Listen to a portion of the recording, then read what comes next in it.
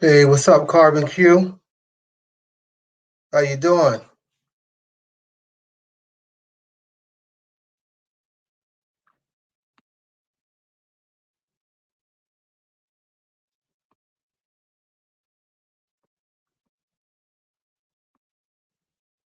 I'm gonna give it like one more minute or so, and then I'm gonna go ahead and get started.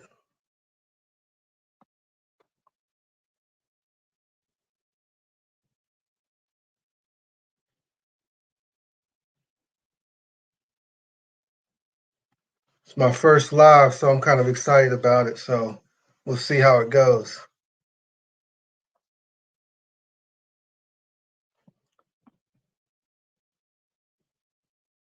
I'm doing well, Carbon Q. I'm doing well. Thanks for asking. What's up, Diesel? I'll bring you in the studio here in a minute, Diesel, and then we'll go ahead and get started.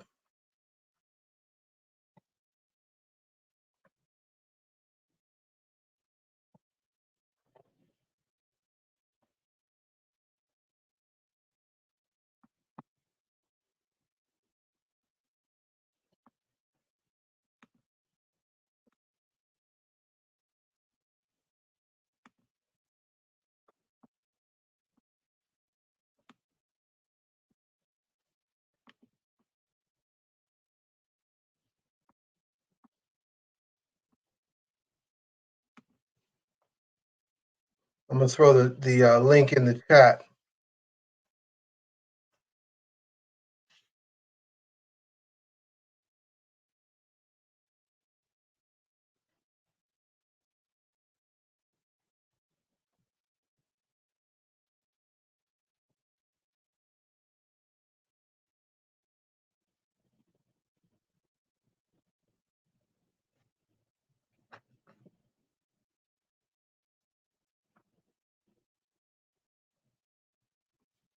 Thank you. Appreciate that, Carbon.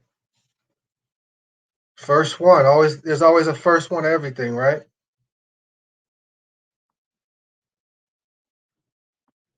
I'm gonna bring Diesel in. What's up, Diesel? What's going on, man? How you be? Not too bad. How about you? Man, hanging in there, man. Hanging in there. Hanging in there. Sounds good. Sounds good. Hey, I see you got a cigar. Of course. You know I got a cigar now. Always gotta have that. Hey, hey, well, look, I was gonna smoke a cigar with you, Right. but it would have required me to do it outside, and it's raining here. I But I, got you. I was trying something different. Remember, I was doing the Fat Bottom Betties. Padromo. You got a Yep, Padromo? yep. Yeah, man. Good So cigars, man. yeah, I'll let you know how that goes. Yeah, let me know. For Hey, sure. Stacy.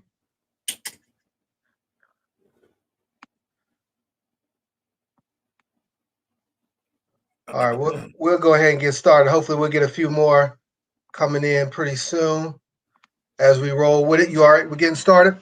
Yeah, man, let's do it. All right, let's do it. Let's do it. First, if you're watching this live, I know the folks that's in here already know who Diesel is. But if you're watching it on playback, if you haven't had a chance to check out his channel, make sure you check it out. I promise you, you won't be disappointed in the content. So check out Diesel TV. Make sure you subscribe to his channel and hit the notification bell also. All right. Appreciate that. Appreciate it. Hey Diesel, before we get started, I want to do a couple things. One, I want to start off with letting you giving you a chance to talk about, just kind of letting people know a little bit about you, giving us a quick background on yourself for those few folks who might not know much about you and just how that connects to today's topic, which is going to be home defense. Okay. You can talk, feel free to talk as much as you want about yourself or as less as you want. Well, I mean, I'm just gonna say everything that I've already said on my channel. Basically, I am a police officer. I've been a police officer for 16, going on 17. It'll be 17 years in a couple months. Um, I've done that. Firearms instructor. Been collecting guns since about 2005. I have a nice little gun collection that I you know I spanned on a little bit. Talk about.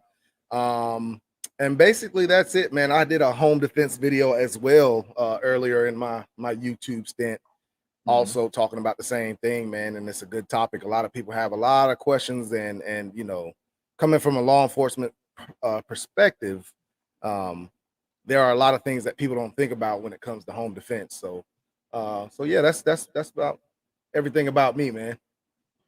And you know what? I appreciate that. And you know what? I really thought about this, and I thought getting that law enforcement perspective Right. for a home defense, because that's one of the biggest topics that people talk about when we talk about firearms. We talk about self-defense, protection is home defense. How do we secure our home? So, having that law enforcement perspective, I think, is huge. Well, So I appreciate. most people, that the reason why they get a gun is for home defense. That is normally when a person buys their first gun, that is usually what they're buying it for, is for something for the home so they can defend themselves at home. That's usually when somebody asks me what they should get as their first gun, I usually ask them what they're doing, what they need it for, and that's usually the answer they give me. I just want something that's going to help protect myself at home. At home. So, I hear that. Hey, well, one more thing before we get into the chat. I always like to do this. I always like when people do this, so I figured I'd do it. I okay. love to do a quick session of this or that. You know what this or that is? No. When I say this or that, and then you tell me why. Like, for example, if I say hot dog or hamburger, you pick one, which one you prefer, and then tell Okay. me why. Okay. So the first one is outdoor range or indoor range? Outdoor. Outdoor. Why is that? You have way more variety of what you want to do outdoor. I mean, for one, outdoor range, you can use metal targets. Indoor ranges, they don't use metal targets. I am a big proponent of using metal targets because a person that uses paper targets are more bullseye. Metal targets are more just hitting your target. And when it comes to a gunfight, you are more likely to win that fight if you can get a bullet on target than if you get a bullet on bullseye, because there's no guarantee that bullseye will kill somebody, but the more bullets you put on target, it's more likely for you to win that fight and stop the threat. I hear that. Plus, I like to steal because you get that immediate feedback too. Exactly. That And immediate feedback. that's what I mean. That's what Yep. I mean. You fire 10 rounds at a paper target, you have to walk up there and see exactly where you hit. You fire 10 rounds at a metal target, you'll know if you hit all 10. Right. Right then and there, you'll know if you hit all 10. Right. Yeah. So I'm with you on the outdoor range. I love the outdoor range just because, like you said, you can do more, drills, different things that you can't do in a stall whenever you're in the indoor range. Plus, Right. if you're shooting rifle, AR, AK, or whatever, Ooh, it's Lord. just so loud inside of an enclosed area. Now, I will say it is good to go to an indoor range because for home defense, you're more likely to get that same percussion and feedback from that gun. A lot of people, and we'll get into this, but a lot of people don't know what it is to fire inside. And then you don't want the first time you shooting inside to be at your house. You know what I'm saying? So it is good to visit an indoor range from time to time, but I just prefer outdoor. Right. I'm with you on that. I'm with you. Next one, 9mm or 45 ACP? 45. 45. 1911, baby, all day long. Oh, so you're a big 1911 fan. Huge 1911 fan. That's my go-to right there. If it was if they could make one that was more concealed carry friendly, I would carry it. But I just love the 1911 build, man. Right. Yeah, I do too. I have a couple myself, and I just love that platform. And two, I just like the feel too of all metal guns. Right. Me too. Yeah. It just feels good. So, right. And then that trigger on the 1911 obviously is good too. You ain't gonna beat it. Yeah. So I'm with you on the 45 ACP. Next one, AR, AK. AR. AR. Why do you pick up AR? ARs are just more maintenance friendly. Easier to fix, easier to break down, more parts to it that you can find here. You know what I'm saying? It's just more user friendly when it comes to an AR-15 than the AK-47. Now, as far as the round goes, AK-47 is a deadly round. Right. But we're talking about, I mean, really, when it comes down to it, both of them do the same job. You know what I'm saying? So it has nothing to do with the actual round. It's just what you can do with an AR compared to what you can do with an AK. There's no comparison. Right. All right. Next one, inside the waistband carry or outside the waistband carry? And that can be concealed either way. I really don't have a preference with that, man. Whatever floats your boat. You know what I'm saying? I mean, I do both, and it's not. I don't think it's more of if I just feel like carrying outside or inside, it's really nothing to me. I'll do either or and won't even think twice about it. There's no downfall to either one to me. There's no better for either one. Now, depending on where I'm going and what gun I'm carrying, I will say, yeah, if I want to be super concealed, I don't go off of inside the waistband or outside the waistband. I go off what gun I'm going to carry, because I'm going to carry a 365 before I carry my 19 if I want to be super concealed. But if I just want to carry my 365, I'll carry it inside or outside. It doesn't really matter, you know? Right. So. My experience mostly has been inside the waistband, just because any holsters I had that were outside, it just printed a little bit more for me. I don't know if part of it is just my build, but they do. I mean, that outside waistband holster does print a lot more than inside. So for that reason, that's why I've been, on the inside the waistband myself. Well, I mean, okay, so let me tell you more. If I wanted to be concealed, I would say inside the waistband. But outside the waistband is just as good as inside the waistband. It just depends on what you're trying to do. You know what I'm saying? I don't think any of them. I don't think one is better than the other. Now, inside is better to carry concealed than outside the waistband. But then you're talking about, if you want to carry more rounds, you want a gun that's going to be outside the waistband, or if you want to carry a bigger gun or something like that. That's just like a 1911. I carry my 1911s outside the waistband.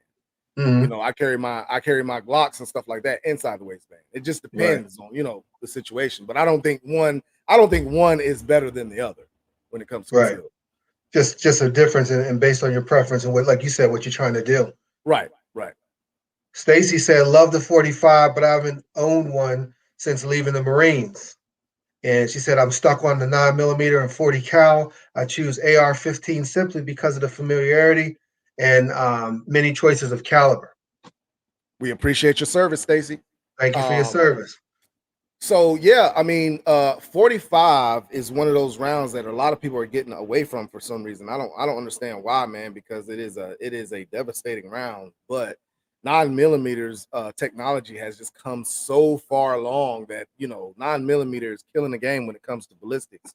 But there are other rounds that just like defeat the 9mm. There's just so like 357 SIG, which is one of my favorite rounds, is 357 SIG, and that just kills the 9mm. You know what I'm saying? So I understand why people are going to 9mm so much, because it was so readily available, things of that sort, and there are so many guns that are made in 9mm, man. You can find more guns in 9mm than you can find in 45. I mean, just that's just how it is. You know what I'm saying? I understand why people are doing it. Right. And I think part of it too is the recoil difference between the 9 and the 45. Well, actually 45 doesn't recoil as much. I think it depends on what gun. Like all calibers. Well, I mean, of course, yeah. You're talking about I'm talking about a full size 9 and a full size 45. There's really not that big of a recoil difference. You know what I'm saying? So, I mean, really, when it comes down to it, because I have people that shoot my 45 and they'd rather get a 45 than a 9, but then they talk about they want to get a baby 45, and I'm like, nah, it's not going to be the same. You know what I'm saying? So, yeah, you're right, but really, I really don't feel like it's that big of a difference to really mean a lot. And I think the recoil pulse is a little different. In terms of the way the recoil pulse and the way that they feel are different. Well, see, the one thing about a 45 that I really, really like is the fact that it is a subsonic round. So if you choose to get a suppressor or anything like that, you don't have to buy special ammunition. You know what I'm saying? So I love that about the 45 also, and it does its job. You know what I'm saying? One of my former partners, he was in he unfortunately had to kill somebody. But it was one shot through the side and it blew out his whole shoulder. You know what I'm saying? So it's one of those things. 45 is a very, very devastating round. Right. What's up, Santi? Thanks for joining us. Hey Shanti, what's going on, little sis? Yeah. Last one. Okay. Pocket knife or flashlight? That's a Ooh, tough one. ooh. I would have to say flashlight. I use my flashlight way more than I use my pocket knife. Okay. I'd Okay. have to say, I can think of way more uses for a flashlight than I could a pocket knife. I mean, a pocket Now, knife comes in handy when when you need to cut somebody out of something or something like that. But a flashlight, I can use that at any time. I mean, you know what I'm saying? so are you talking as an officer or as a civilian? I am talking as well as a civilian. I would rather carry a flashlight any day than a pocket knife because if I can pull out a pocket knife, I can pull out a gun. Mm-hmm. You know what I'm saying? Both are deadly weapons. So there's no difference in using a knife than it is a gun. So Mm-hmm. if I'm in a situation where I could use a knife, I'd rather have my gun. So if as a civilian, I would 10 times rather carry a flashlight than a pocket knife.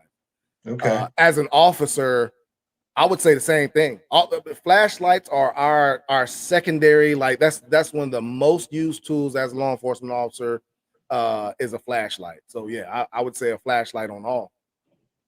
Now, while I'm thinking about it and you saying that, typically as an officer, are you trained to carry a tactical light on your weapon, or do Yes. you have a handheld or both? I carry 3 lights on me.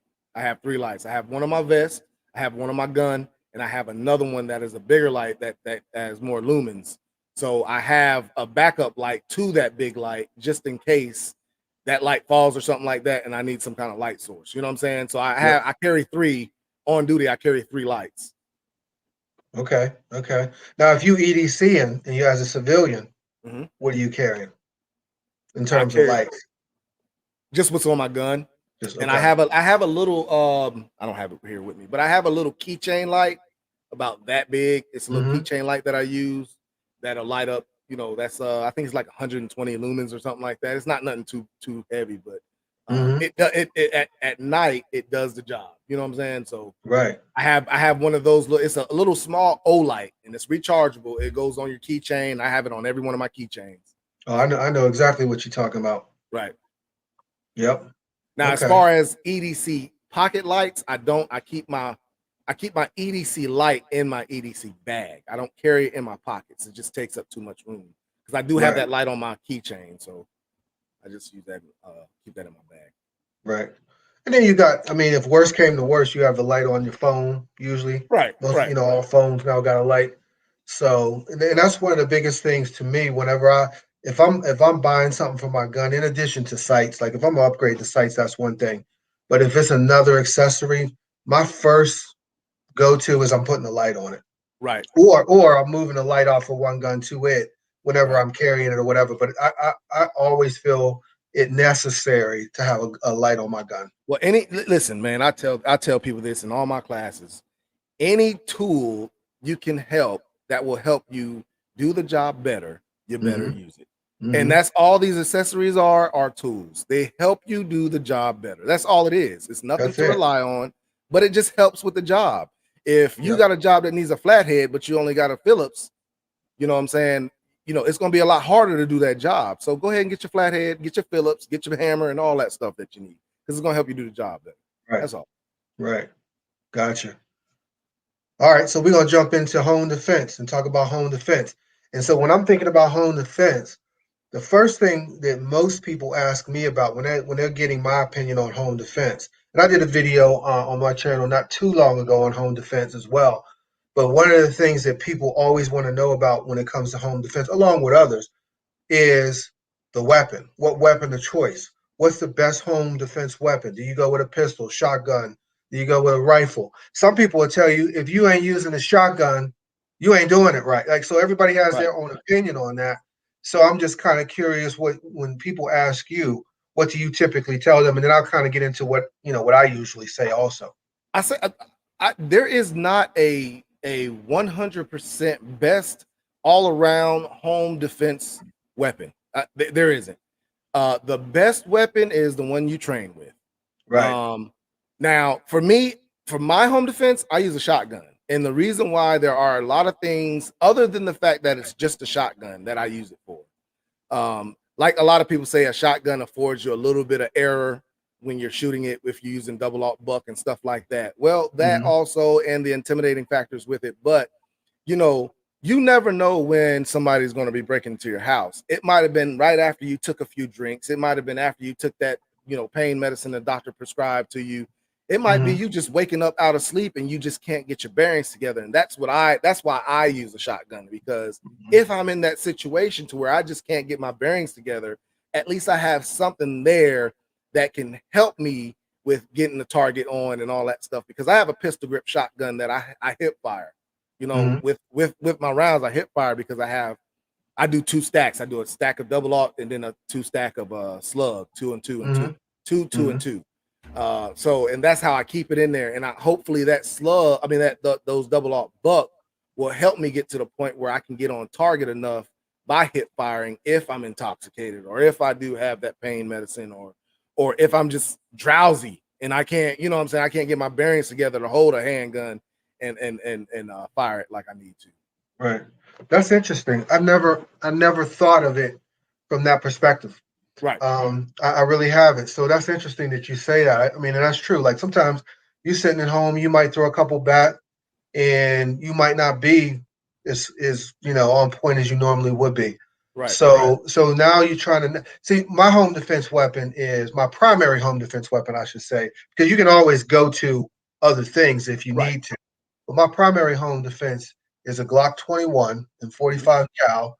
And you know, I'm sure you're familiar with the 21. It has 13 rounds in the standard magazine. Right. And then I also got a +4 base plate. So it's giving me 17 + 1, a 45 ACP. So I love the 45 ACP round. I can maneuver through the house very easily, very quickly with a handgun. And I got the knockdown power of a 45. Now, I'm not one of those guys that's going to say, all you have to do is just nip a person with a 45 and they out. I'm not that person. I know you got to still have placement, shot placement. But the 45 ACP, obviously, like we've been saying, and like Stacy said, it's a devastating round. Right. So that's what I use, and I can manipulate it, like I said, through the house very easily, as opposed to a rifle where I'm trying to go around corners and, you know, all of that stuff. And which brings me to my thought, because we're gonna get into that later, about what we do in a situation with an intruder in the house, because it's gonna be different depending on the situation. Right. But yeah, so normally that's what my primary defense is, and then after that, if I need to, or if I have time to, I can get to another weapon like my CZ Scorpion. You know, just for the simple fact that, you know, I got more contacts on the weapon. It's very accurate. I got more firepower. Hopefully, I'm never going to need 30 rounds of any caliber inside my home, but it's there. So, but I never thought about the fact that what if I'm throwing something back and I you know, had one too many to drink, and now I got this pistol. It is going to be a little bit more difficult to get rounds on target. And see, the thing is, nobody can say they've trained drunk, because you're not supposed to. Right. You know what I'm saying? Right. So you don't know how you're gonna be able to shoot drunk. You know what I'm saying? So I mean, that's my whole philosophy when it comes down to it, is the fact that, you know, you just never know. I mean, everything you put in your mind how things are gonna go down, and it goes the total opposite. You know what I'm saying? Okay. So you know, you just never know what's gonna happen in those situations. Right. And my only thing too is with this shotgun, like especially with a double aught buck and with like an AR or any round like that, you know, 5.56, 2.23, is the round penetration, because I have multiple people in my house. I don't live in an apartment building, which that's something you would take in consideration if you do. I don't live in an apartment building, but I do have multiple people in my house. So, you know, I'm always thinking like over penetration. And not that the 45 ACP can't penetrate drywall, because it could. I just know that it's going to have there might be a smaller chance of it penetrating than a 5.56 or double aught buck. So that's part of my reasoning too. I really wouldn't say double aught buck. I know 5.56, yes. But I really wouldn't say double aught buck, because you can get the less powdered rounds that don't have as much velocity as the regular double aught buck. And I don't get those. I get the regular, law enforcement double aught buck is what I use in my shotgun. And there is a concern with over penetration, but that comes with every single gun you get. Same thing with the 45. I've seen 45 go through 2 walls and a brick wall. You know what I'm saying? So it's not one of those things where you're just safe with anything you have. What it is you just have to see what's best for you and what you're more than likely willing to deal with. In other words, than not. You see what I'm saying? Right. The biggest concern, if it was to come with over penetration and being at home and being in a situation where you might be in under some kind of intoxicating agent, you shooting that 45, if it doesn't hit anything before it goes through a wall, it's going through that wall. You feel what I'm saying? So those are the things that you need to think about as well. You know what I'm saying, when it comes to home defense. I'm not saying anything's wrong with a handgun. I'm not saying anything's wrong with a 5.56 or anything like that. 300 Blackout is a very good round to use for home defense. You know what I'm saying? As far as a rifle round, I tell anybody if they're going to use a rifle round, use 300 Blackout. But that still has the penetration power to go through walls. So there's just a lot of consideration you need to have. One of the things that I do, and I know this is in a perfect world, and I know this is maybe over optimistic, because once you get in a situation where your adrenaline's flowing, your reaction to things you do are going to be much different than when you are practicing or whatever. But one of the things I do in my house is I know, like, I kind of size up where different rooms are in the house. So I know, like, if I shoot, if an intruder came in my room, in my bedroom, for example, and I shoot at this angle, from this part of the wall to this part of the wall or to the door, this is potentially going into the next room where my daughter is. Right. So I try to, like, know that kind of stuff. And like I said, this is, again, in the perfect world kind of stuff. But at least I have an idea, because I'm always thinking about over penetration. What if it over penetrates? And maybe I'm too paranoid about it. Maybe I am. But I kind of have an idea what's the best angles to fire a shot, and what those best angles are if I miss within my house. So I try to do that. And like I said, if something happens and there's an intruder, your adrenaline is going to be pumping, your motor skills aren't going to be the same, your reasoning logic skills aren't going to be the same. But at least I have some kind of idea, and who knows, maybe it could be a saving factor. I don't know, but I do go to those extents. Right. And see, the thing about it is, you're never too paranoid to think about over penetration, especially when it comes to your household. You know what I'm saying? Like, you got your kids there, man. You don't ever want to be in a situation where you're trying to defend them and you end up doing something that, you know what I'm saying, could devastate the whole family. So that is always something that you need to keep in your mind when it comes to self-defense at your home. So, and then one of those other little key factors that I know a lot of folks talk about with choosing a weapon is choosing one that multiple people in your household can operate. In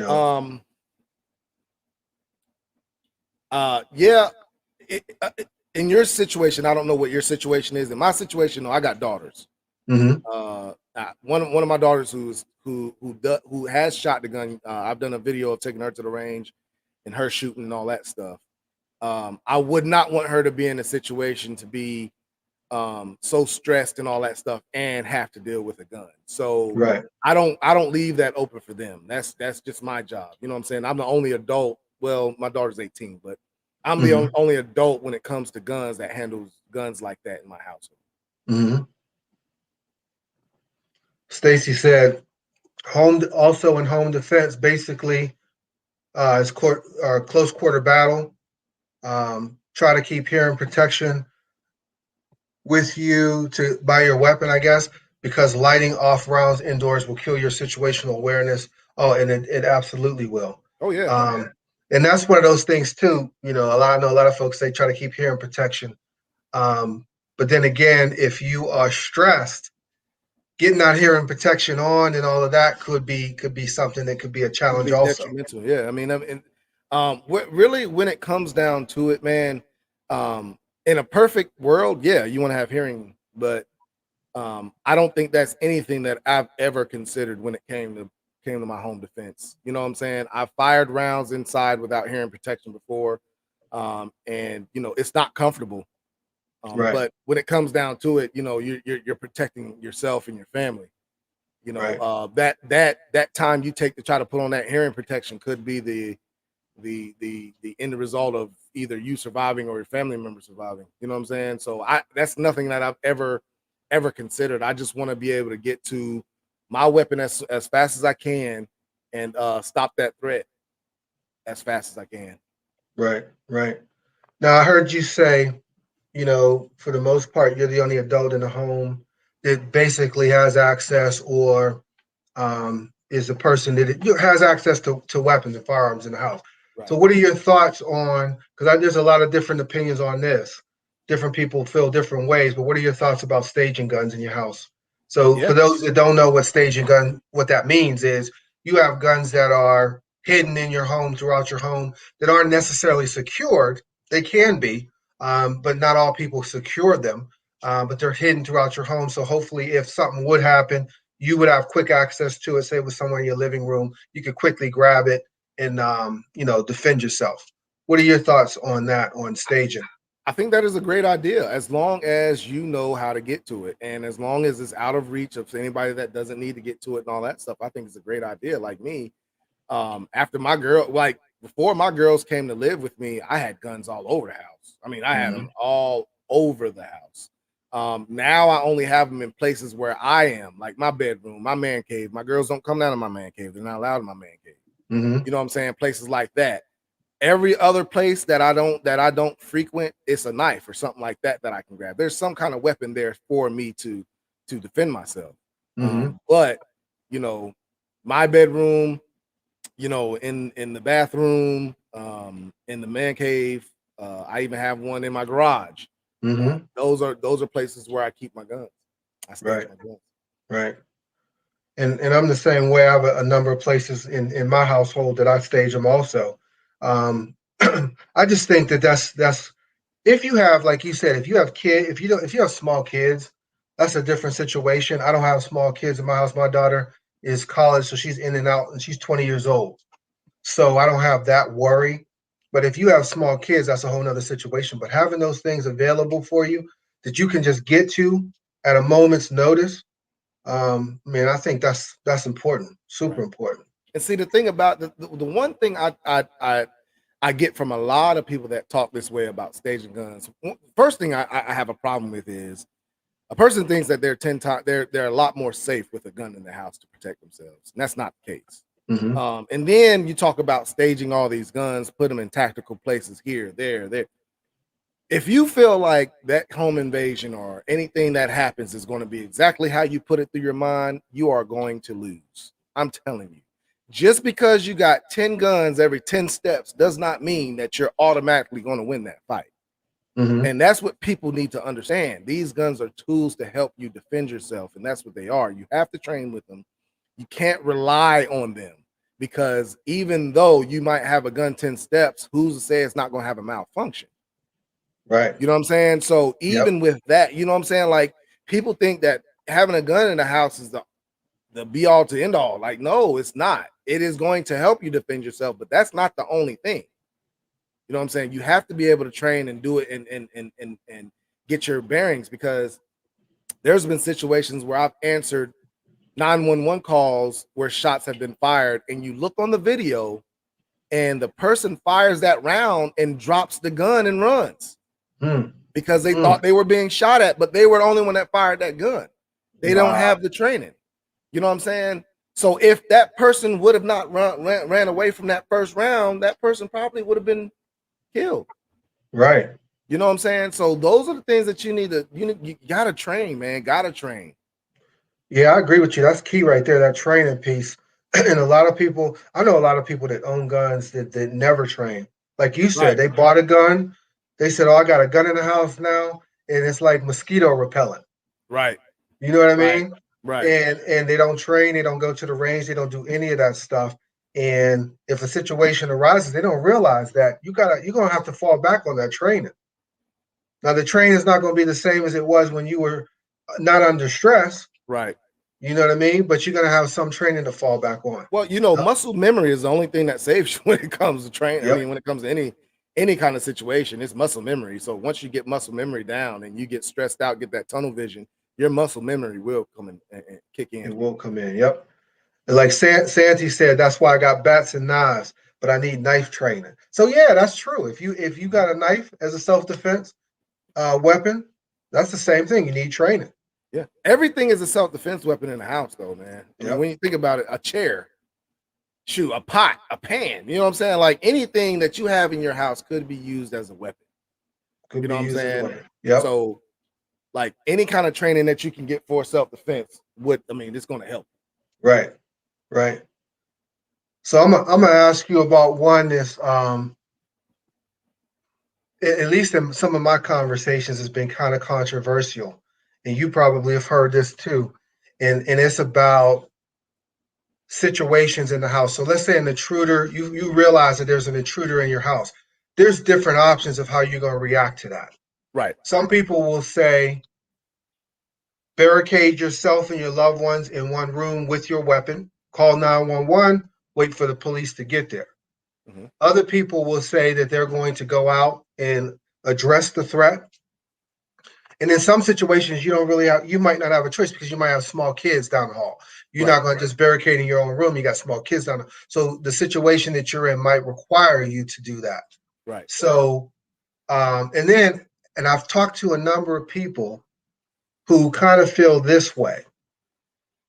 They're afraid to call the police or call 911 if there's an intruder because now you've just entered another person or two people or three people into the mix, and that person may not necessarily know who is who.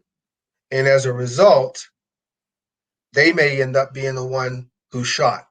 So they would rather take their chances on just dealing with the threat themselves. Now, that's an extreme point of view. Right. Have you Very heard that from anybody? And I have not. I haven't heard that point of view from anybody, but okay. I would say that is the wrong point of view to have. Really, so this is my philosophy when it comes down to home intruders. Tactically, you want to be the one at advantage. Okay. Mm-hmm. To be at an advantage, you can't be the seeker. You have to be the sought.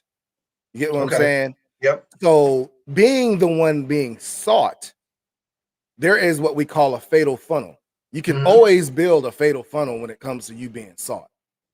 And if you are in an opportunity to build that fatal funnel to where they're coming to you, they're looking for you, and you can just fire rounds at one spot instead of trying to look and see where that person is, tactically, that is the best advantage you can have. You see what I'm saying? So what I tell people is look at the entrances to your house. Find out where the entrances are to your house. I mean, not find out, but know where the entrances are to the house. And what is the most common path that a person is going to take? All right. Now, with that most common path, you can always set up to where that intersection is going to come up and make sure you sit and nothing can get behind you, and whatever's in front of you, you do what you have to do. Right. You know what I'm saying? Yep. Now, when it comes to calling 911, you want to call 911 as fast as you can. What most people don't realize is most home invasions, when there is a shot fired, on average, there's an average of 2 shots fired. Okay. On average, 2 to 3 shots. Okay. Because once you start shooting, they're going to run. More than likely, unless there's a hit been put on you, or it's a rival gang member or something. That's the only situations I've ever heard of somebody being in a gun battle under a home invasion. Is because it's personal. It's not something somebody just off the street saw your house, wanted to see what's in it and all that stuff. It's usually when it's a gun battle, it's because it's something personal. Right. So once you fire those 1 or 2 rounds, usually they're gonna run off. You know what I'm saying? That's why I say people with shotguns, man, I really wouldn't worry about that shotgun having 6 rounds, 5 rounds in a shotgun, because the first 2 is what's going to run them off. You know, or the first 2 is what's going to take care of it. Right. You know, so I really wouldn't worry too much about being the seeker. That's the main thing, man. A lot of people say, "Oh, I'm not gonna have nobody just walking around my house." Man, you will get hurt because you don't know what this person's training is. You don't know what they're trying to do or anything like that. So you're talking about going to go find somebody when if you've ever played hide and seek, you see that person coming before they even know where you're at. Right, exactly. You feel me? So I mean, yep. You might be walking into the fatal funnel. Right. So that's what I'm saying. Like I just feel like people need to try to when it comes. I'm not gonna say barricade yourself in a room or anything like that. I'm not gonna say that, and I'm not a lawyer or anything like that. I'm not, but what I will say is try to be the most tactically advantaged in the situation than the other person. Right. Because for one, they're already at a disadvantage because they don't know the layout of the house. You know what I'm saying? You know the layout of the house, so you can stay in a tactically advantaged position to where you could win that battle. Right. What's up, Jay? Jay, what's going on? Stacy said, "What do you think about blinding white light as tactical advantage?" She's talking about somewhere around 1,000 lumens.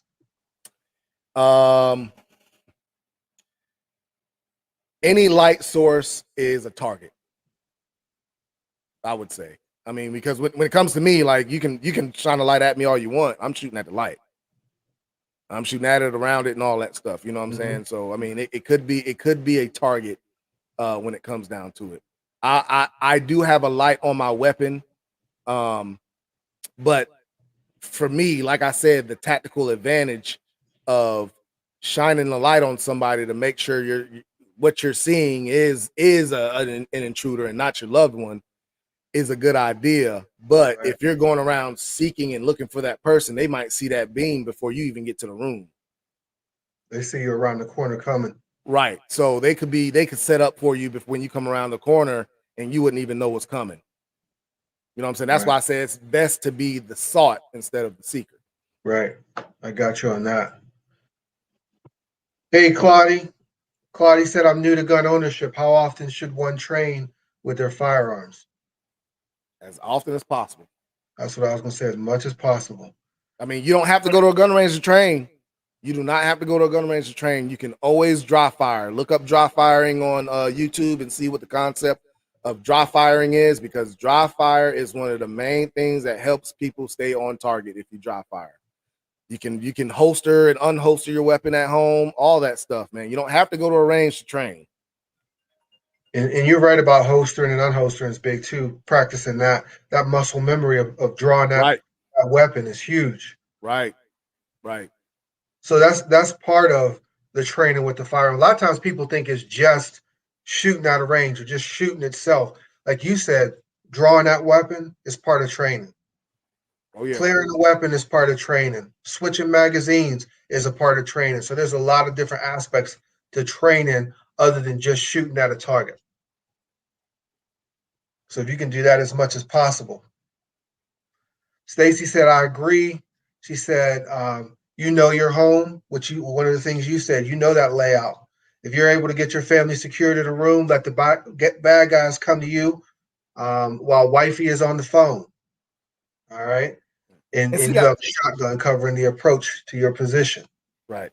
And see, that's the thing about it when it comes down to it, man. When I was on SWAT team, I was on SWAT team for years, and one of our main concerns was trying to figure out the layout of the house. We always wanted a blueprint of that house before we went and hit that house. If it was a blind, if we couldn't get a blueprint or anything like that, it was very, very nerve-wracking. And we took our time with it. You know what I'm saying? If we get a blueprint, we did more of a dynamic, but not having a blueprint, not knowing, the turns and rooms and, how many people could possibly be in there, all that stuff was you're just not at a tactical advantage when you don't have that. Right.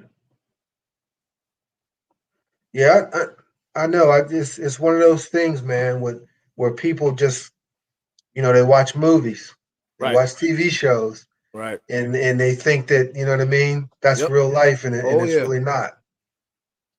So that worries me a little bit sometimes when I'm talking to folks. Now, talking about the last point that you made about taking out the target yourself and Mm-hmm. commando style, Rambo style, or whatever, man. Mm-hmm. That's nah, bro. Listen. I ain't here to prove nothing to nobody. I'm here to Right. stay alive. Right. You Yep. know what I'm saying? So if I can get the police there and say that somebody's breaking in my house, and you know what I'm saying, like that's what I'm gonna do, man. I ain't going out here no commando because I like I said, I don't know who's breaking into my house. Right. You know what I'm saying? They might have been trained. Mm-hmm. So I'm trying to be as and as much advantage as I can when it comes to the situation. Right. Yep. So then what about because I know another a big part of home defense too is being proactive, like Mm-hmm. trying to make your home less likely to be a target. And I Okay. know people talk about lighting outside the house. People talk about other things outside the house to make it look like people are around and things like that. Alarm systems. What do you think about that? I think that is the best thing. Even if you don't have an alarm system, get some stickers in a little stake to put in the ground. Yep. Just to say you have an alarm. If you can't afford one, just get some stickers or a stake or something saying that you've been secured by ADT or something like that. I mean, do whatever you can, and then when you can get it, get it. You know, I have a Ring doorbell on all my doors. I Mm-hmm. have motion sensing cameras on the outside. I have cameras inside the house. Mm-hmm. You know, things of that sort. You know what I'm saying? So, you know, I'm told before the person even gets on my property that there's somebody around my property. Right. Right. You know what I'm saying? So, I mean, that's a huge advantage right there. Just having that alone. So, yeah, I mean, I know for a fact that alarm stickers and the little stakes you put in the ground are a big deterrent for when it comes to anybody breaking into your house. Right. Right. And that lighting too is big too. Just like for example, I mean, every night my front porch light is on. Just Right. because you light up your house, that person who it might be a potential intruder, they know that if they're going to try to break in through at least the front door and the front windows, it's going to be a lit location and people Right. around could potentially see them. If they see Right. your house as pitch black and dark and they can hide while they try to manipulate and get into the house, they're going Right. to be more likely to choose your house as opposed to a well lit house. Right. Right. So I always try to tell people keep it as much lit as much as possible. You are correct. I mean, yeah, that's what we tell people all the time too, man. That's one of the things on our checklist is when people want us to come and Right. look and see if their house is vulnerable to a break in or something like that. That's one of the things. How tall are your bushes in front of your windows? You know, how much lighting do you have outside? Do you have a security system? You know, what kind of security system is it? You know, stuff like that. That's Right. things we assess. Um, hey, what's up? I see what's up's here. Um, Jay said something about motion lights, motion sensor lights. Those are Right. nice too if you can get those set up. Right. The motion sensor lights. Um, Here's another concept. Let me see what you think about this. Um, this is my personal own. I've heard people say this, and I've kind of taken to it. One of the things that I think maybe is helpful is everybody in my house at night sleeps in their bedroom with their door locked. Mm. Now, here you have a couple things here at play. The purpose of it, the reasoning behind it is that if somebody breaks in my house and I don't hear them break in my house, they could potentially be standing over top of me when I wake up. Right. If my door is locked, you can still get into my room if you break into it, but you at least have to notify me before you come in because you got to make noise. So I kind of see that is something that I'm willing to do. The downside to that, well, there's another good side to that. Supposedly, and I'm not a fireman or a fire chief, but supposedly, obviously, doors closed in your home helps prevent the spread of fires. Also, if there was a fire Right. in the home, um, the downside to that is if something happened and you couldn't get to the door, somebody in your house is going to have to break in to your room to get to you. Let's say there was a fire and you couldn't get out or you weren't mobile. They would have to break in or have a key or whatever it is. Right. So, but I'm just I'm just so paranoid about, and maybe here it is, my over paranoia. I'm just so paranoid about waking up and somebody's already standing over top of me. Right.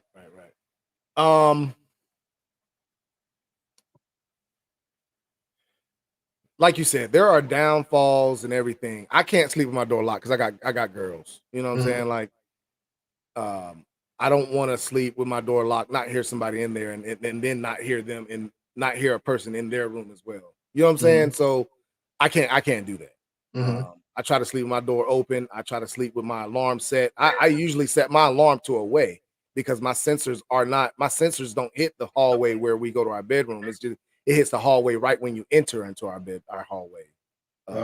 If you get what I'm saying. Right. So I set my alarm to away. So if anybody is out, goes through the front or back door, or up the stairs, you know what I'm saying, it'll trip. Other than that, man, I get exactly where you're coming from, and I'm not gonna say it's a good or bad thing because you know I'm not in that situation now. If I was at home by myself and I didn't have my girls, would I be doing that? You know, that is a good thing to think about. You know what I'm saying? I've never really thought about locking my doors because somebody might be standing over me. Because, like I said, I've always set my alarm to away when I go to sleep, and I tell my girls that if you know you can make it to the bathroom, but if you go to the kitchen, it's gonna go off. You know what I'm saying? So that's just one of them things, man. I don't know, man. I don't know. Yeah, I mean, it's like I said, it's one of those things where you think about and you try to rationalize it in your mind. And like I said, all of us keep the doors locked so that if somebody were to try to go into her room, they would have to make enough noise because her room's close enough to mine that I'm going to hear that. More than likely, I'm going to hear that too, or she going to start making noise. So that's kind of our setup. Right. Okay, You know what I mean? I got you. And see, I sleep. You know, I have to sleep with a fan on and all that stuff. You know what I'm saying? I'm a big guy. You know, I'm hot, so I got to sleep with a fan on and all that stuff. And you know, just the door being closed, I just feel like I wouldn't be able to hear anything until somebody actually broke my door or their door down. And by that time, you know, I don't know if I want to give that opportunity or give that time for somebody to be right there on my kids or right there at me. You know what I'm saying? So, like I said, that's just a situation I've never even contemplated or thought about or anything like that. So I wouldn't say it was a bad or good thing. I can't give you an opinion on it right now because it's not anything I've really ran through my mind as far as tactical advantage or not. Right. Stacy said another thing I think officer can answer if someone breaks in, usually when they know the occupants are gone, if they come in at a time when it's possible for people are home, probably not the TV they want. Oh, I see what she said. She's saying if they come in while you're home, it's not why they're not looking for the TV. They're not looking to steal stuff. Well, that is a misconception. That is a misconception. There are a lot of break-ins that happen when people are home, and it's because they thought there was nobody there. Now, if somebody comes to your house and they know that you're there, it's probably because of something personal. You know, I did investigations where you know we arrested a pedophile that followed a family home because he wanted to rape them. You know, stuff like that. I could see that happening. Yes, he wasn't there for a TV. But that is far. I've investigated more home invasions. We call them home invasions. I've investigated more home invasions where they come to take you know, property, and they didn't want anything to do with the people because when they find out the person is home, they run away. I've investigated more of those than anything else when it comes to anything personal, and I put quotation marks around that, personal, when it comes to somebody actually wanting to do harm to another person.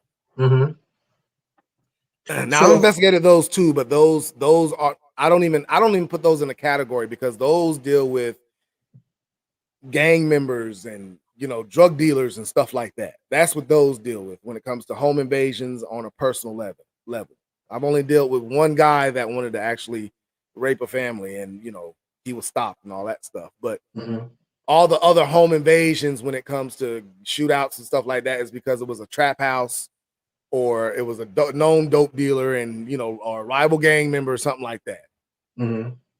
A lot of people also believe this. Let me see, based on your experience, tell us what you think, that they're safe in their homes during the daytime. Like home invasions don't occur in broad daylight too often.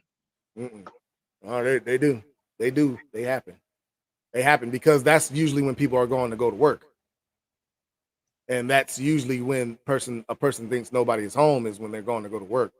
Home invasions, break-ins, there are 2 times when break-ins normally happen. Okay. So if somebody is looking to break into your house and it's at night, it's because they've looked at your house a couple times and they've seen or they thought nobody was there. You know what I'm saying? If it happens during the day, it's usually between the times of 9 to 5 and because they think the person's going to go to work. You know what I'm saying? You're more likely to have a break-in when you're going on vacation than anything because there's no movement at the house. You know what I'm saying? For 3 or 4 days straight, there's been no movement, or 2 days straight, there's been no movement. The same light is on that was on the 2 days ago, or the car hasn't moved, or your mail is building up in the mailbox. You know what I'm saying? Those are the kind of things, and then we call those sophisticated robbers because those are the things they're looking at. Usually a regular old person that's just trying to get a TV for their habit or something like that, they're usually going to break in between the hours of 9 to 5 when they think you're at work or something like that. And they see something through the window that they know they can get some good money for. Right. Yeah, I know that one of the things that a lot of people that I talk to, they worry about is, their home looking like an easy target, just looking like an easy target. So some people will say it's a good idea to stage things like kids' toys around, other things that look like there's a lot of people in the home. Not that you got to like have a yard full of junk or you know what I mean, but like a few things here or there, just kind of make it looks like the home's lived in, and that there might be people there. Yeah, I mean, from what I've seen, man, from my experience, I don't think that has anything to do with if a person chooses to break into your home or not. Okay. I feel like when it comes down to it, a person breaks into your home because they know there's something in there that is valuable. Okay. Christmas time, you putting all the TV boxes out at the street. They see you leave from work and they see that big old diamond or the big old watch, or they see your car or something like that. Those are the kind of things that entices people to break into a home because they know there's something that they can actually get something for it. Just because you have kid toys out there, out in the yard, doesn't mean you're at home all the time. You know what I'm saying? So they're going to break into the house when they think you're not at home. If you're putting kid toys in the yard and it's all Power Wheels, they're gonna know you got money. Right. You feel what I'm saying? So like, Yeah. I get what people are saying, but really it's counterintuitive to what an actual person that is. The reason why they're breaking into your house is because they want to have a come up. They want to be able to get money out of it. So if you're showing them you got money, you're gonna be a victim. That's why when it comes down, if I get a new TV or if I get a something like that, I break that box down and I turn it to where it's only showing cardboard. You don't know what it is that's in that box or anything like that. I fold it to where it's only showing cardboard and then I cut the pieces down to where you wouldn't even know it was a TV box in the first place. You know what I'm saying? And that's how I do all my trash. I don't want anybody knowing what I got going on. I have one of my boys come by the house, and if I'm out on vacation or something like that, have one of my boys come by the house, get all the mail out of the mailbox every day or every 2 days or something like that. And usually your local law enforcement has a sheet that they will put on a checklist. We have it at our department. If you're going out of town and you want a security check at your house every night, you can sign up for it. You need to just check with your local police department and see if they're willing to, if they offer that or not, because a lot of departments offer that and people don't know that. Yeah, that's what I was going to say. I don't think a lot of people know that. That's good information. Yeah, you can go to your local police department and see if you can if your residence can be put on a security checklist that night to where they come and check your house while you're out of town. So if you're going out of town for like a week, and you just want them to do like a ride by, check it out, they'll do that. A lot Well, of them. we don't even do a ride by. We go into the driveway, we walk the house, make sure ain't no glass broken. Every night Oh, I wow. have every night, any night that there is a house on that checklist, that same house will get checked every night I work the same time, the same way. I walk around it, make sure nothing's been broken, no doors have been messed with, no different lights are on or anything like that. No new cars are in the driveway or anything like that. And I'll put it on there. If there's a new car in the driveway, I'll put it in my notes. I'll run the tag, make sure everything. And if I don't have a reason to investigate anymore, I'll just leave it. The next day, if the house been broken into, I got that tag number. I got that. You know what I'm saying? So I mean, those you can put your house on a checklist with a lot of departments. I'm not gonna say every department, but with a lot of departments, you can put your house on a checklist. Wow, that's good. That's good information. Like I said, I didn't know that. I'm sure a lot of other people don't know that. So that's great information. And then I think part of the other um, a lot of other people try to do is get to know your neighbors a little bit. Right. You know what I mean? If you are civil with your neighbors, you know, sometimes like in my neighborhood, I know sometimes if I know my neighbor's out of town for a week, I don't do a walk around. I don't do what you do, but you know what I mean? When I pull up into my driveway, I look over there. You know what I mean? I try to keep I my do the eye same thing out with my just to neighbors. see. Oh yeah, they do the same thing with my house. But I still have the security checks done on my house too. You know what I'm saying? Right. That's going to be much more thorough. Right. Yeah, definitely. How about I'm gonna throw the link out, see if anybody wants to join real quick and ask a couple questions.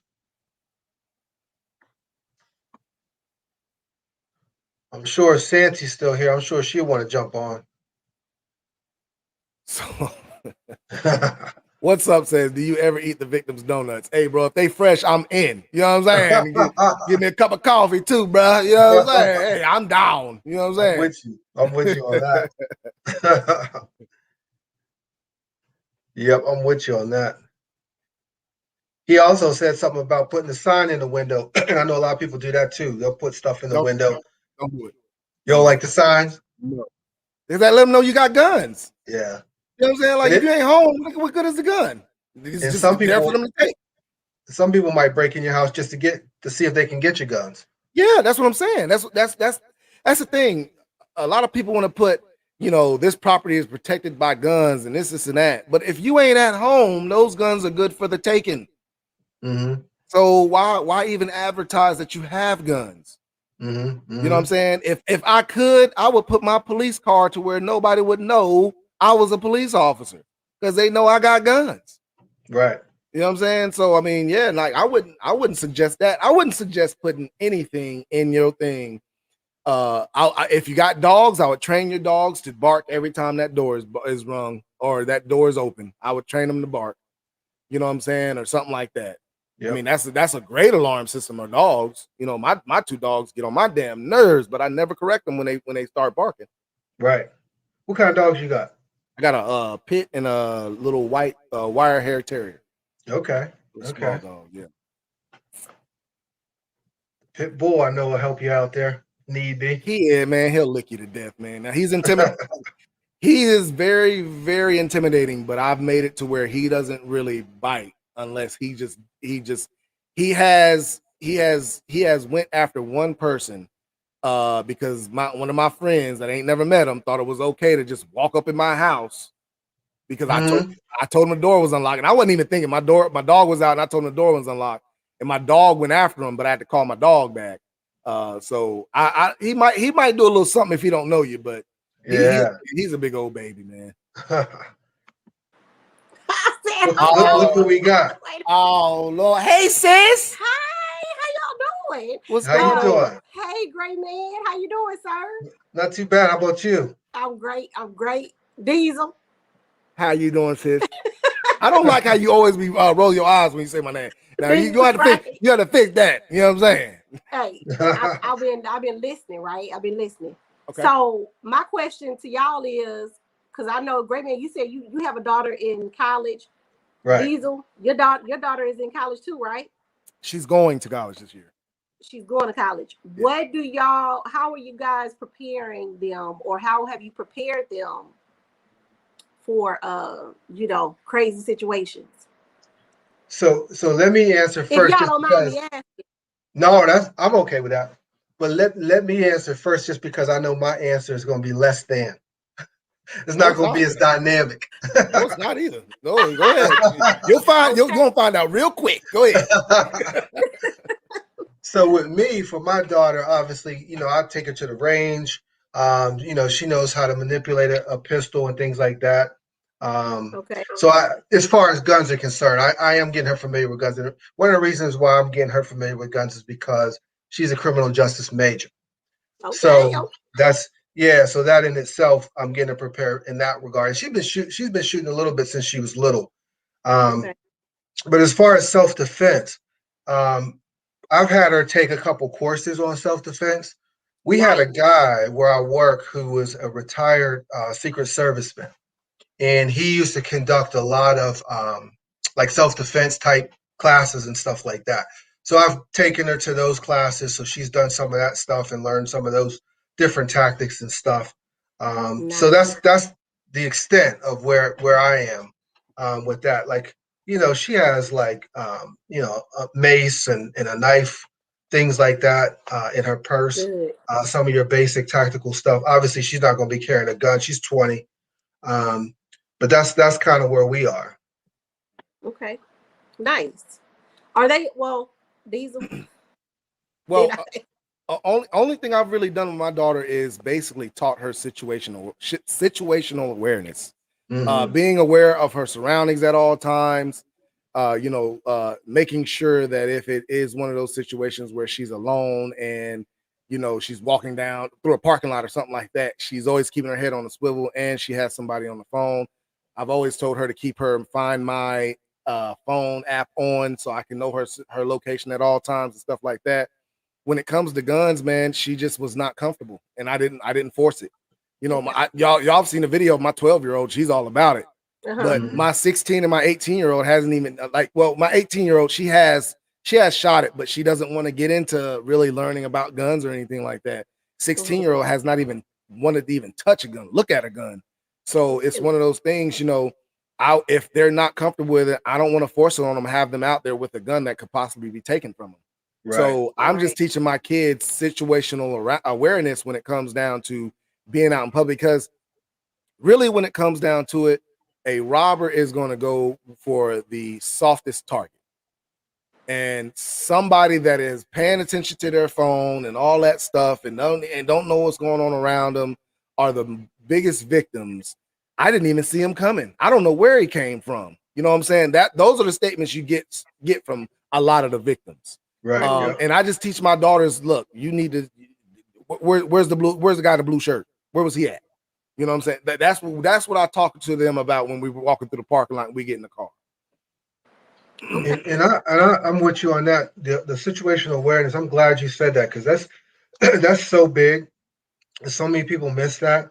Even when we go to, and I do have these conversations with my daughter, and I also model it. But even when I go out to eat, I'm looking around, and not to the point of just being completely like paranoid or where it's impacting, our time out or anything like that. Right. But I'm aware of my situation. I'm aware of where the nearest exit is and things like that.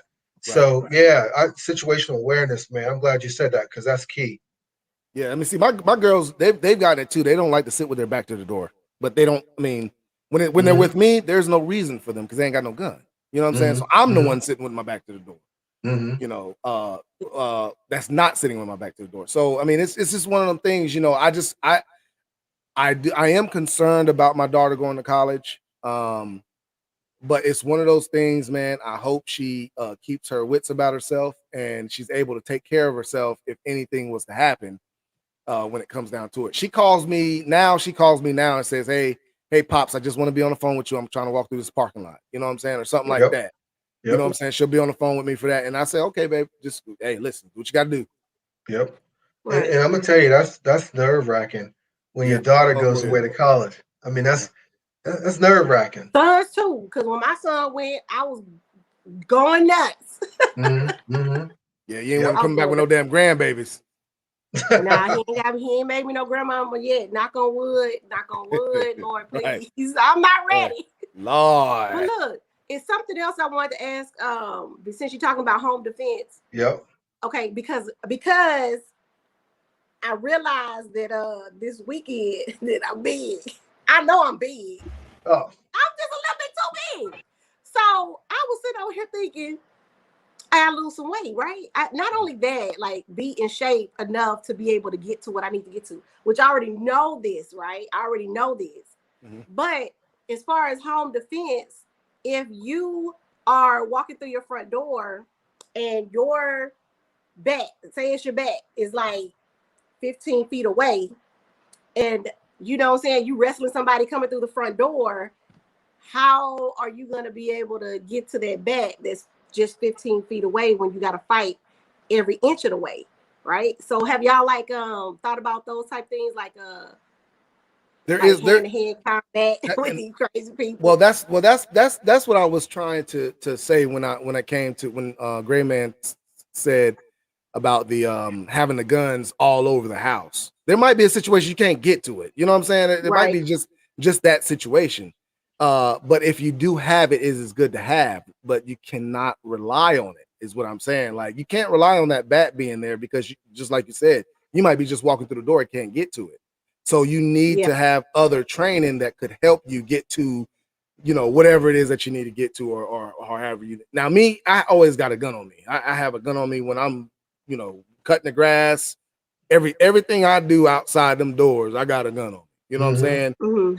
Most people are not afforded that where they can do that. You know what I'm saying? So that's why you got to have a plan to where if something were to happen, you have a plan. And that's the same thing with situational awareness. If you see that dude, you know, you're walking up to your door and you see that dude coming up to you or close to you, would it be more for you to not go through that door and run off and start yelling for help? Or would it be more to try to get through that door and fight them at your door trying to get to that back? You see what I'm saying? Right. Those are things that you need to think about. So that's like part 2 of my question. After Greyman answer his have you thought about that type of stuff? Because I have another part to that same question that I want to ask, that I've been asking people lately. Greyman. What part are you asking me? Well, let me go ahead and ask this.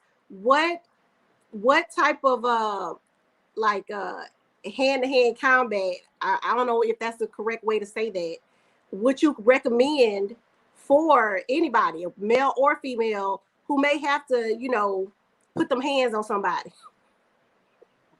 So me, because I'm not an expert in that area, I don't know. I wouldn't be able to give you a specific kind or a specific trainer or anything like that.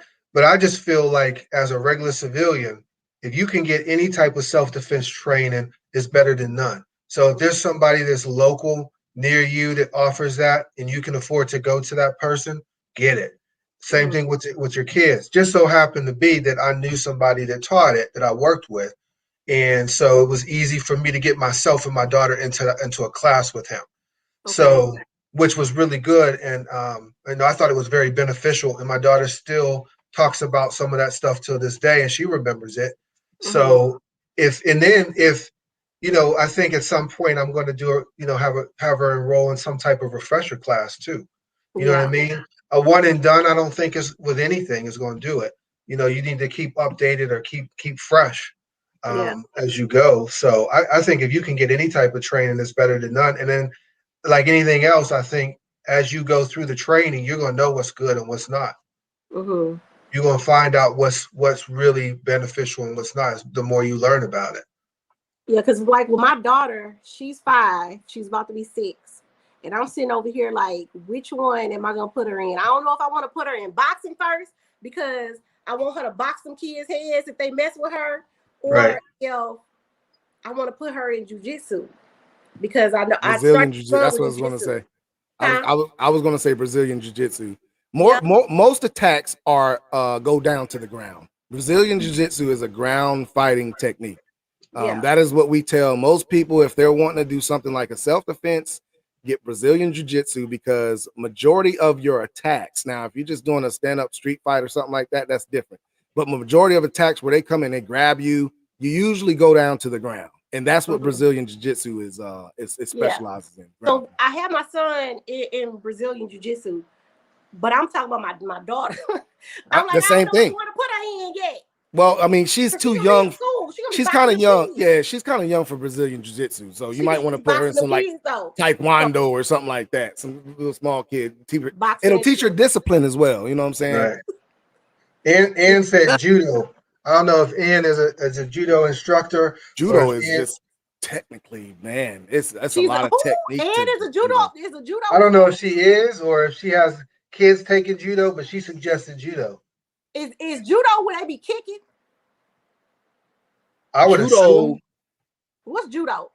Judo is kicking, but Taekwondo is the kicking martial art. Taekwondo is just like you do a lot of kicks in Taekwondo. Judo is just more technical. It's like a Taekwondo. It's not like a Taekwondo. I don't know. It's just a lot more technical than Brazilian Jiu-Jitsu and Taekwondo. Judo is just a lot more technical when it comes down to it. It is. So my son is going. What you say? I'm sorry. But it is a hand-to-hand combat kind of thing, but it's a lot more technical. So my son is going from jiu-jitsu to Muay Thai, right? And I know that's a lot of striking. And I think is judo and Muay Thai the same, or just kind of like no? Okay. No. Because they don't do no kicking. They don't do no kicking in Muay Thai. I don't see.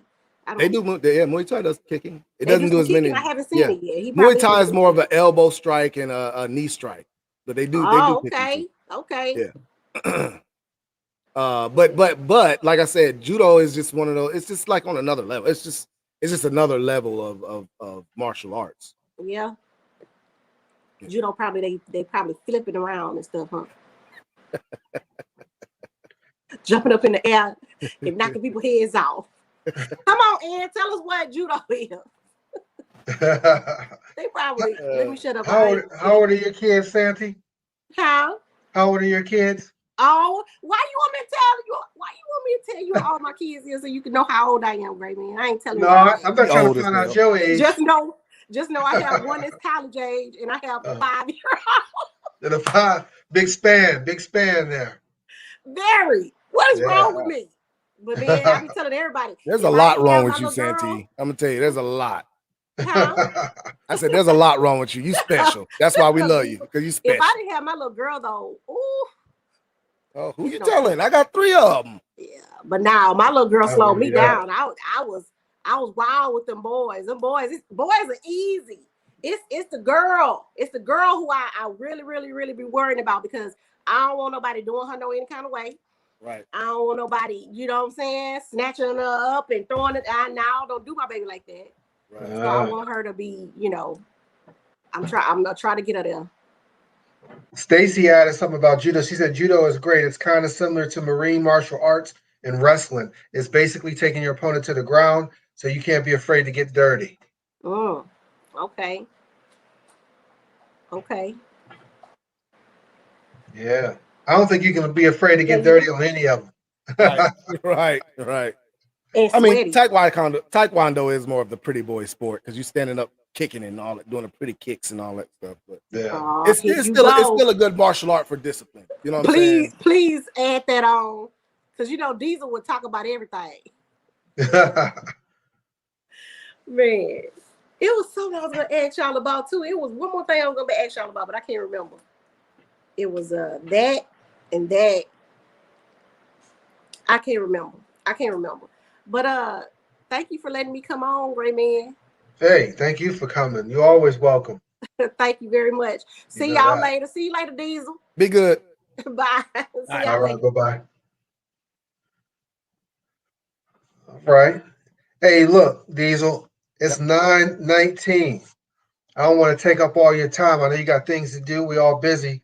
So we're going to end it here. How about that? That's cool, man. I appreciate you having me on, man. Congratulations on your first live, bro, man. I hope you are very successful in this YouTube journey, bro, because I'm telling you, it's a lot of fun. It's a lot of fun, bro. Yeah, I'm getting the feel. And I'm meeting a lot of cool people like you and Santi and some of those other guys. Right. So I appreciate that. I appreciate it. No problem. So again, y'all, if you're watching it live or on the playback, make sure you subscribe to Diesel TV You won't be disappointed. And then if you didn't subscribe to my channel, Greyman47, do me the favor of doing that. I appreciate it. Helps the channel grow. Hit that like button too. Hit the like button also. I appreciate that. All right. All right, man. All We'll right, holler then at you. that's it. I appreciate it. Take care. Good night, y'all. All right. Yep.